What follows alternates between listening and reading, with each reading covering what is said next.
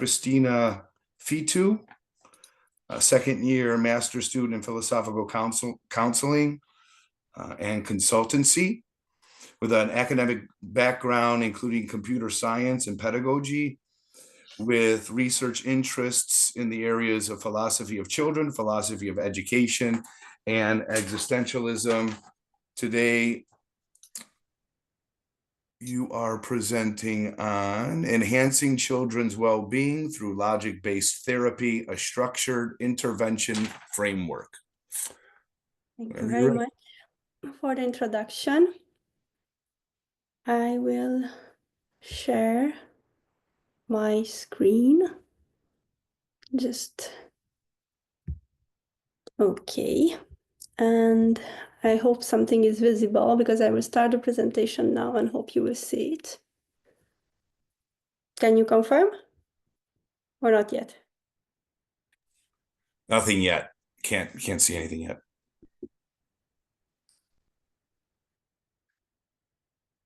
Okay. There might be a second thing to click at the top of your presentation. Sometimes that happens if you It asked me to open system settings just to allow Zoom to share my screen. Apparently I did not share before on Zoom, but just let me.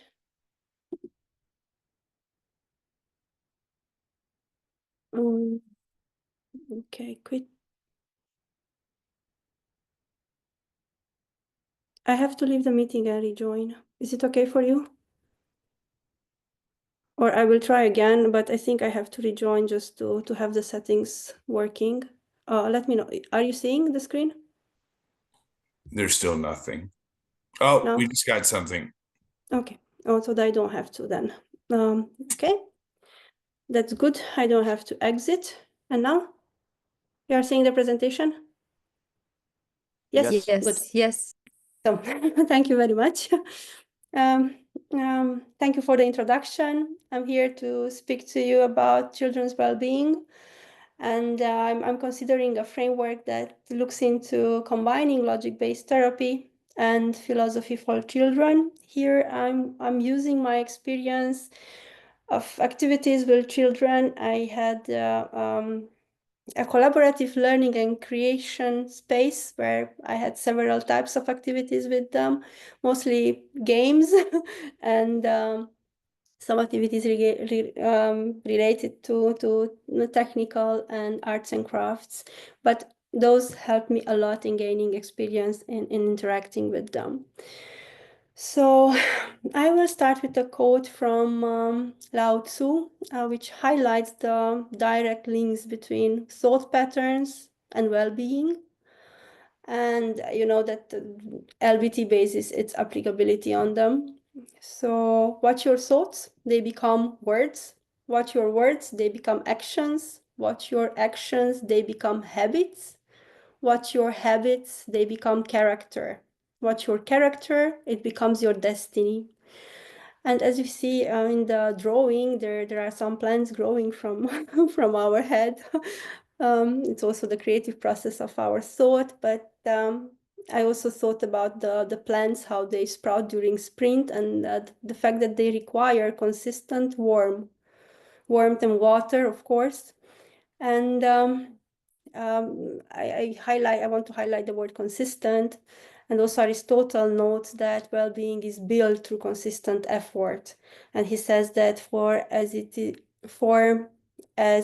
is not one shallow or one fine day that makes a spring, so it is not one day or a short time that makes a man blessed and happy. So I will go now and look a little bit into the need of intervention. Why did I consider this framework? Why do we use it? When do we use it? And here we looked a little bit into the World Health Organization, and they highlight the fact that the rate of anxiety and depression in young people have reached levels that show need of action. This is also something that you can see in school. So teachers are speaking about it and parents are speaking about it. In the snip from the screen, you can see that 1 in 7 children and adolescents is affected by mental health conditions like anxiety, depression, and also the fact that the services are not largely accessible. So when speaking with parents and teachers while I was conducting philosophy for children sessions, we reconfirmed together with them what research says about which are the factors that contribute to their stress.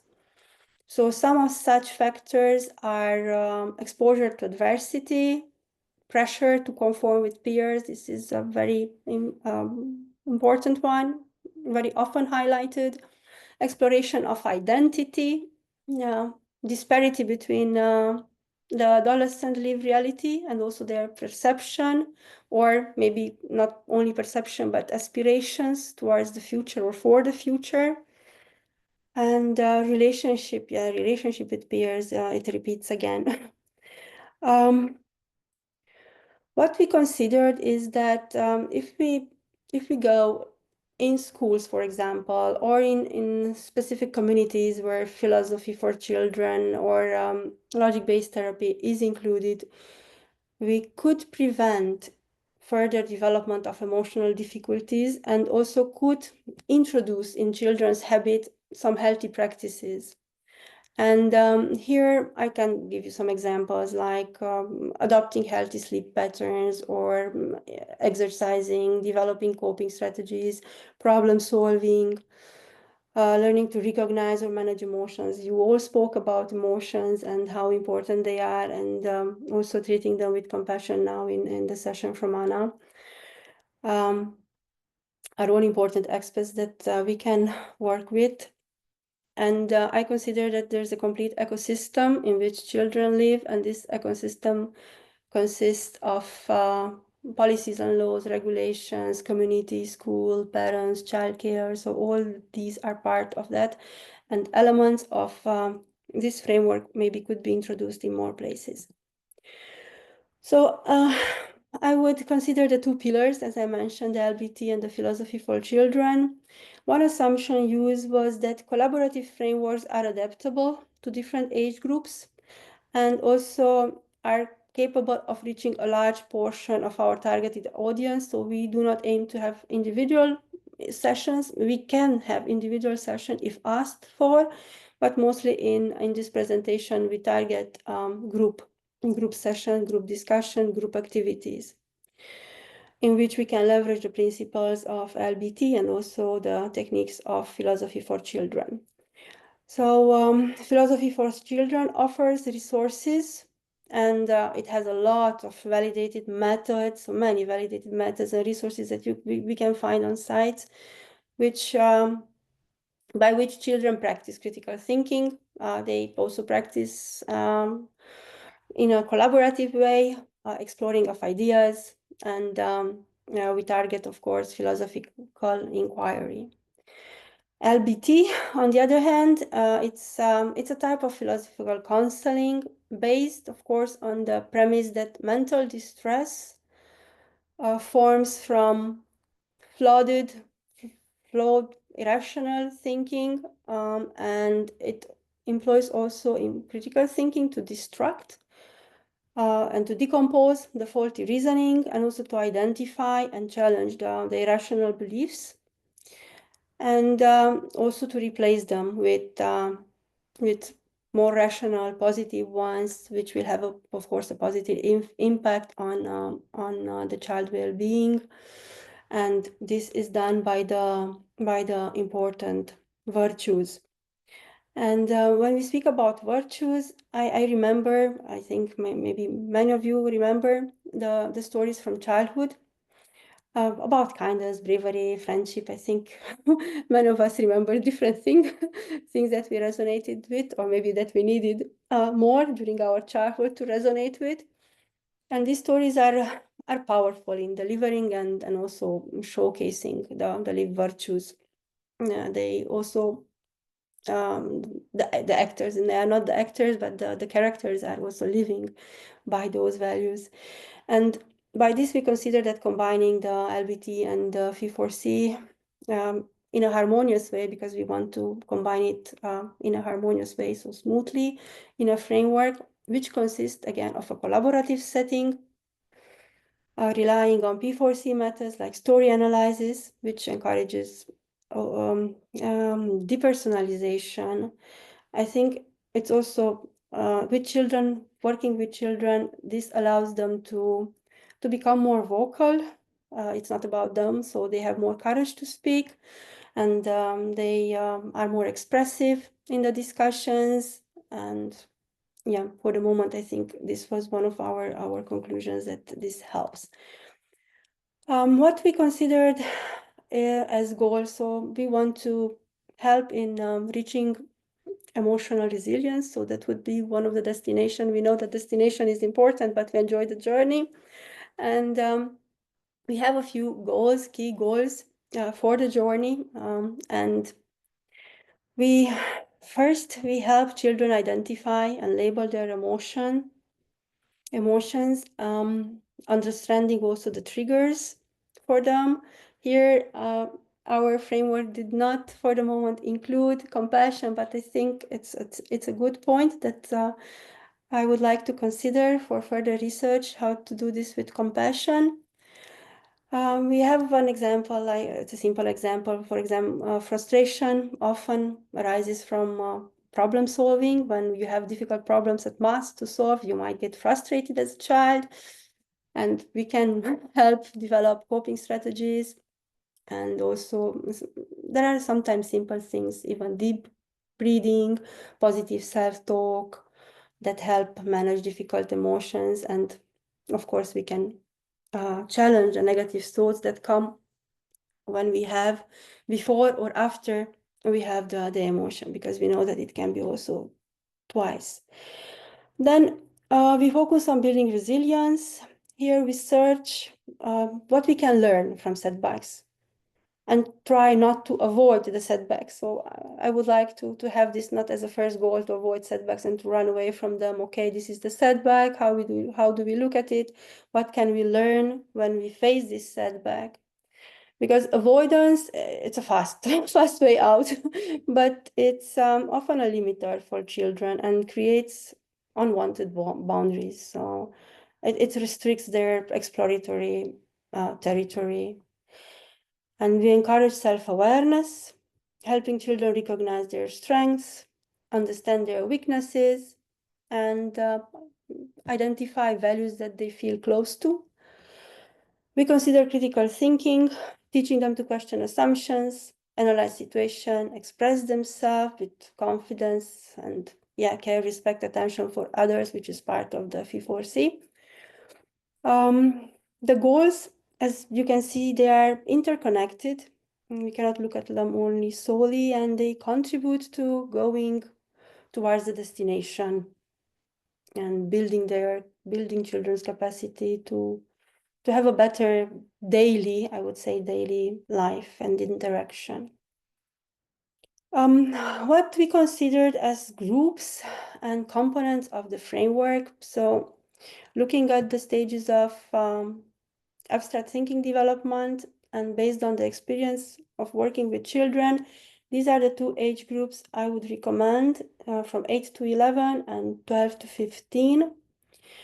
And here, the activities that we considered as part of the framework is storytelling. Here, we can explore emotional themes, and we can also model coping strategies by the stories that we choose. I put here some examples in the slide. There are very nice stories you can find on YouTube. And we also have Julian Bagini. He also has a nice collection of stories that can be tackled with adolescents or people with not in this, or maybe from 12 to 15 already. Role playing, you already mentioned games. Role play, it's It's helpful because you can practice through role play emotional regulation. You can put yourself in difficult situations, and you can also see things that maybe you would not see even if you are an observer or if you are an active part of the role play. You can explore by that alternative scenarios too, and a lot of help in expressing, because one of the things is that sometimes children are having difficulties in expressing their emotions and even their thoughts. We draw. So we have exercises that involve drawing, and we can build up for example, character maps, emotion maps, where they just draw the emotion or they describe in any possible way for them, which comes easy for them. Thought bubbles or even state machines. Okay, I'm currently now in this state, so I feel like that. But I want to reach another state, and then they describe the state, and maybe we find some actions that could lead from one state to the other, and other visual support that we find helpful. Examples are illustrative, and of course the content will be adapted to the group needs, and this will be done incrementally by integrating feedback from the sessions held. So this is a long runner. As I'm speaking now about a framework, we consider as part of the framework resources and support. Parental involvement is crucial, and we have also seen parents coming and asking, okay, what is philosophy for children? What does it do? What is LBT? And in order to increase the awareness and for the parents to be informed about the techniques and methods used, we consider the parental support kit. This will explain the LBT principles and how parents can support their children. We can give some tips of effective communication about emotions. We can create a booklet with activities to be done at home, helpful for discussions about values or relaxation techniques. So these things can be built up, and I think parents' feedback is also welcome when these will be developed. For trainers, let's say resource kit, it will be a collection of stories and videos, and these will be curated and will be picked for the specific age group. So, and worksheets, handouts, which cards with emotions or other key concepts that are part of LBT. And yeah, through this we'll provide opportunities for reflection. For example, thought records cards or emotion charts, all these will be part of them. Proposal of games and activities in order to engage children in learning about emotions. We considered here some board games, and yeah, this can be, of course, extended based on also on the feedback and on what is available already. Now, here you can see the implementation steps. We have the 6 steps of LBT. What you can see in the left side, it's the LBT standard process, and on the right side, you can see with pink the boxes which include the story analysis as part of the rational intervention. Story analysis. So there are not a lot of differences between these two. Through story analysis, we are doing the emotional reasoning identification. Through story analysis, we are also identifying the irrational beliefs and the cardinal fallacies. And then we also identify the guiding virtue, because usually the stories have also the happy ending. We usually use only one story, but if the happy ending is not in that story, you can use also alternative stories that showcase that guiding virtue. And so here there are no restrictions. We can combine them as we want.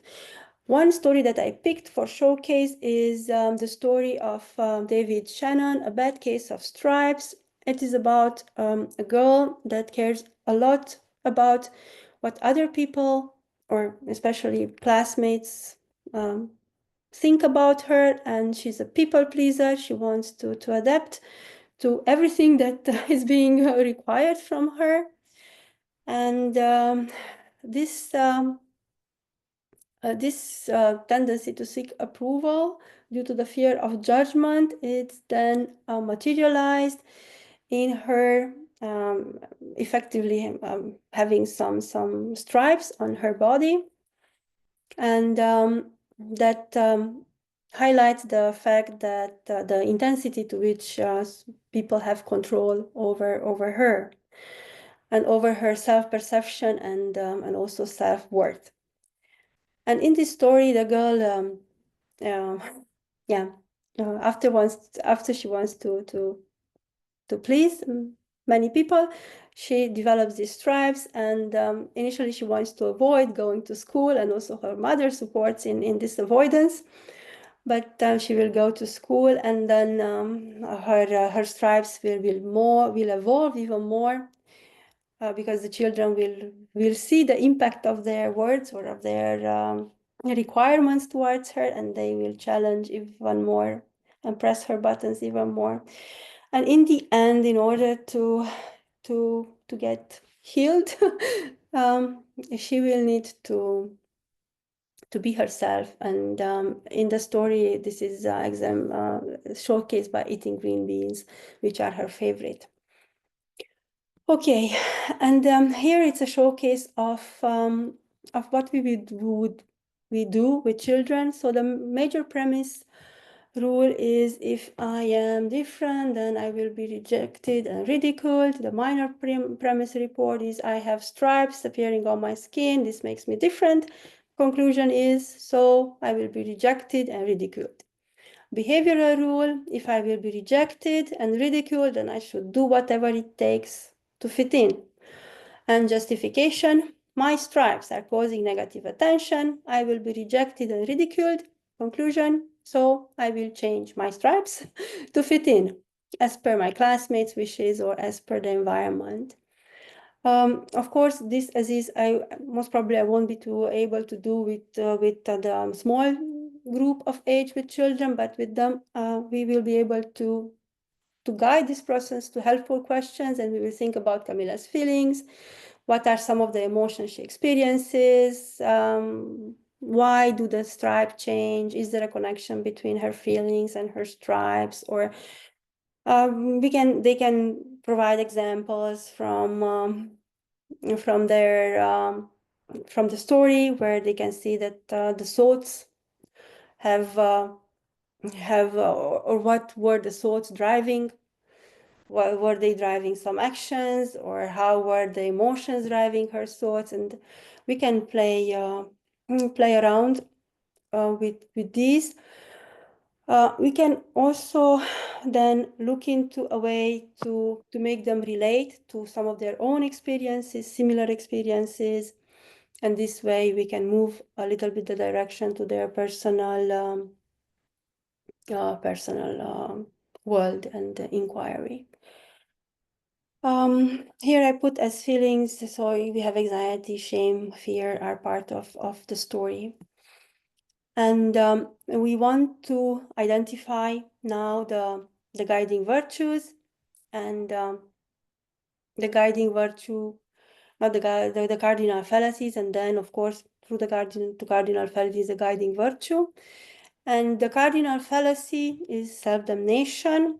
And we adapted a little bit the text previously just to highlight the damnation aspect. So major premise rule is, if I have stripes, then I'm a freak and unworthy of acceptance. I have stripes, therefore I am a freak and unworthy of acceptance. If I'm a freak and unworthy of acceptance, then I must hide or change my stripes to become acceptable. People are staring. I am a freak, so I am changing my stripes to fit in and become normal. And yeah, we can see that we can find also, we will do a thought analysis. So Camilla's thought is this: oh no, stripes, everyone will think I'm weird. I never fit in now, I'm a freak. And we can speak with them about whether this thought is helpful. Is this thought based on facts or assumption? What is the worst thing that can happen to Camilla? And analyzing Camilla's thoughts, we can then deduct that it does it an overgeneralizations. Everyone will, or she's doing, she's catastrophizing. I will never fit in, and also pigeonholing, because she sees only either she fits in, either not. There are no solutions in between, so she doesn't see the full palette of colors of her situation. Now, the guiding virtues, how do we identify them, and how we move to an action plan, because this is also in the scope of it, to move to an action plan. Eating green beans, in the case of the story, is a symbol of self-acceptance, and Camilla will feel relieved when she manages to realize that she's not faulty, and she's worth of being as she is. And then we can speak a little bit about the moment when Camilla decides to tell everyone that she likes the beans, and what she feels, what happens. Does she feel relieved? All the transformation that will come to her. And then we will, other examples are, why do you think Camilla considered being yourself more important than fitting in? Yes, this is something that they need to answer. So being yourself, why is this more important than fitting in?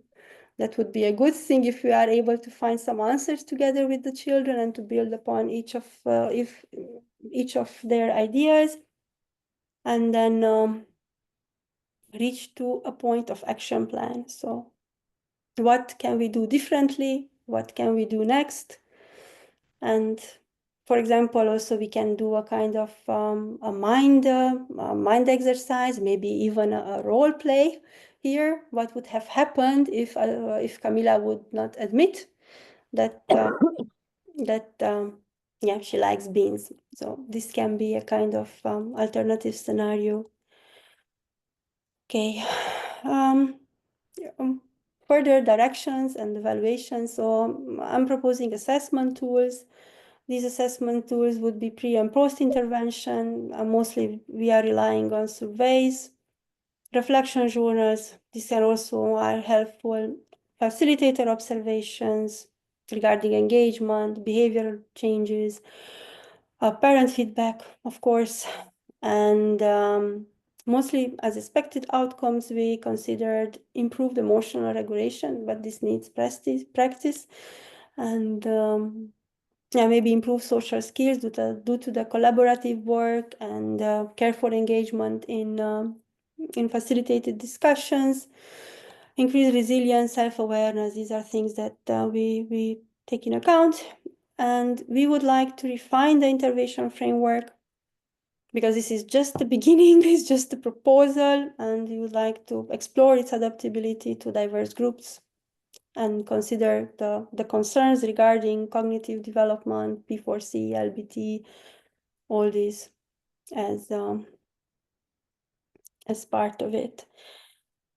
Some concerns that we thought about is that LBT might be seen as neglecting the importance of emotions, but this is already, I would say, handled, because LBT emphasizes the interconnectedness of thoughts and feelings and focuses on emotional regulation rather than, it's not suppressing emotions. Then children may struggle to describe their beliefs, emotions. Here we will use visual aids, and trained facilitators will guide children to this process. P4C may be too abstract. Again, here we will use discussion, ground rules, and we will have concepts which are adapted to age. Other potential challenges, these are related to cognitive development, limited cognitive capacity, egocentrism, perspective taking, concrete thinking, developing metacognition. So these are part of challenges related to rational reasoning, influence of emotions, difficulty with counterfactual thinking, biases, heuristics, developing argumentation skills. Yeah, also cultural and social influences if the case.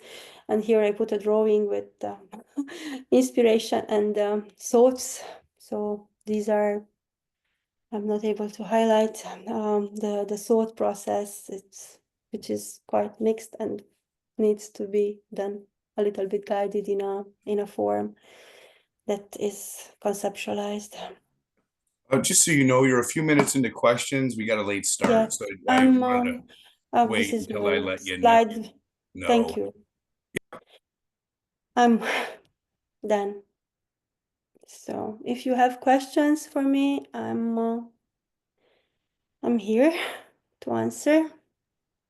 You should have waited 5 more seconds. Okay, questions, anyone? Well, if I can say, first of all, thank you for the inspiring presentation. I think that this is absolutely astounding and is one of the most needed thing because I just make like a small example. For example, I play instruments and I started to play really late, and I realized, I mean, the kind of thing that I could do, I mean, it's conditioned. If I would have started before, I would have learned more. These are the same things for children. I mean, the more we manage to introduce the several things, especially in coping, I mean, basic activities like in coping with certain emotions, identify them, recognize trigger, and especially using tools that involve games and stories and all these things, because storytelling is the most powerful tool. I think that that's really the greatest way. And I mean, on the presentation, I don't have specific topics because you've been really exhaustive, like super detailed. So really, chapeau for the presentation and for all, and keep going on. It's one of the things that we need the most, in my point of view. Thank you very much for your feedback. Very appreciated. That was I will keep you in the loop. Go ahead, Elliot. that was a wonderful presentation. I really admire your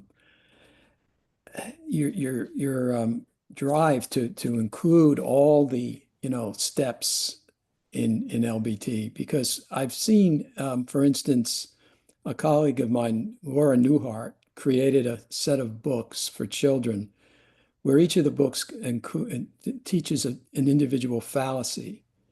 And so the lessons just center on fallacies. But what's different about what you've done is that you've done a comprehensive approach where you've included in the lessons with children all 6 steps. So up to the guiding virtues and their applications and so forth. So I think this is a really an important step for applying LBT to P for C. And so you've done a remarkable job in systematizing and organizing it and utilizing stories. I'm wondering too if some of Matt Lipman's books that he's written for children, if they could be adapted to your approach. Yes, that can be. I would consider this as a further research activity. So everything that you mentioned now, the books that consider that are written by Laura for specific fallacies, those also can be included and would be part of the resources. But I think that's something that, of course, as you said about the structure, the resources need a similar structure and organizing, which is quite a huge amount of work, at least how I see it now.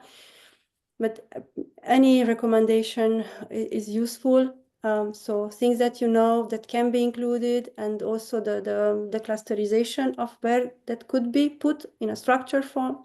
That's something I would like to further consider in the research, and looking for the input from you. Yeah, I also like the idea that you have pre and post tests, and you know it points to the possibility of doing controlled work as well, going beyond just pre and post, but actually working, you know, with one class that gets your approach, and then another class that tries something different, and you know, to see if there's empirical evidence to show that, you know, this application of LBT to the environment of children, you know, is useful. There's in India, Aditya Jadhav is actually working and thinking of doing something like that. I might put him in contact with you. Thank you very much. Because he has, you know, he has some ideas of his own that I think really would, you know, I think you guys would hit it off in what you're doing. And I also want to thank you for pointing out that that's a pseudo concern about the reason and emotion, and that there's a connectivity, you know, between those things. That was music to my ears. So thanks so much. I thank you too.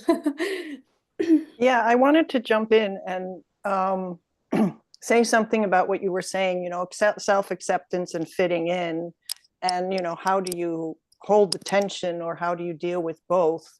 And I think in terms of previous Anna's presentation and Elliot's commentary, I think what is important is that these beliefs, you know, regarding women, Roma, and what children pick up, because children try to fit into society. I mean, that is their point, that these things are not irrational. They come from society. The problem is when you internalize them, and when you think that that's, you know, who you are, that's how you're defined. And that's where you can then maybe work with logic-based therapy to say, well, these are society's irrationalities that you have internalized, but they don't have to be yours. And then the notion of self-acceptance and moving beyond the limitations of what society, your Roma, your woman, you know, what society tells you to be as a child, that has to be addressed. And with, I think within a classroom, that would be very constructive, if you know what I mean. Yes, I think these topics can also be addressed inside the classroom, and there are good points, because you can see how the story develops, because you have several ideas in a classroom, and more contribute with different points of view, and they are able to add on based on their experiences, and children can see maybe that, okay, one colleague of mine does not have this belief, I have this belief, where do I have this belief from? And maybe he starts also question what does he hear, which are his surroundings, and Yeah. all such things help in awareness, in reaching awareness that, okay, some things like context or environment can make a difference on what I believe. Yeah. Yeah, because the thoughts, you know, you can say, well, these are my irrational thoughts and I have to overcome them. But where do they come from? Yeah. Did you just dream them up, or do you come from an irrational society? That has to be looked at. And then, you know, sort of you rectify it within your own mind and your own. So the fitting in and self-acceptance can go hand. It's not either or. It's having to work both, because on the level of self-acceptance, you might also be able to remedy some of the irrationalities that exist within society or your community or your culture or your whatever. And I would like to integrate the fact that you said previously, Maria, you said that in play we get more flexible, we get out of the paradigm. I think even when we want to look at the concept of self-acceptance, we can use play, because sometimes we don't reach self-acceptance because we are not flexible enough. And we can also stretch this concept, or we are not flexible enough towards the others, as you mentioned in this specific case. And that would be interesting to introduce games too, but we need to see what kind of games and roles play, just to help stretch a little bit our beliefs, yeah, and to reach to the source of our beliefs also. Yeah, because there's again, what I see with children and also middle school and high school, where children commit suicide because they're bullied. They have internalized, they feel that they are worthless. They feel that the way society operates, is a statement on who they are. And when I was the first Trump presidency, and I was still working at an underserved school here in San Diego, kids, elementary, was terrified. So they had already internalized his policies, and saw how it reflected on their families. So just because they're kids, they understand whether they will be accepted or not. And to combat that is going to be very difficult. And I think that can, with your green beans, you can do so much to try to, as an antidote to society's ills. Thank you.